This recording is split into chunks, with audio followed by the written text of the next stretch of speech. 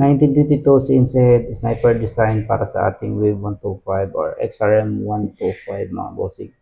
Sa mga interesadong mag-upgrade dyan. Sa mga naka 57mm cylinder block dyan, na interesado din mag 4 valves, ito yung CNC head mga bossing. Napakasolid oh. Yan. Sa mga interesado dyan. Head cover. Ito yung kanyang timing cover.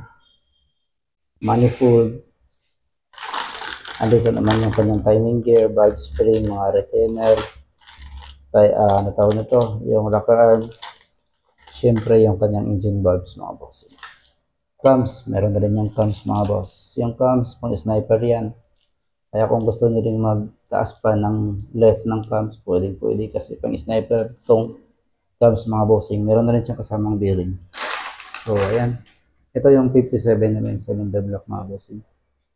Ayan, ceramic cylinder block to mga boss. Ito yung kanyang forged piston.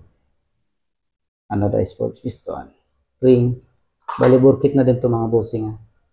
So, kung gusto kang mag-upgrade ng ganito, 1922, tapos gusto mo lang mag 57mm cylinder block, ayan, ganitong size, 1922 ang maganda sa 57mm cylinder block mga bossing. So, ayan lang mga boss.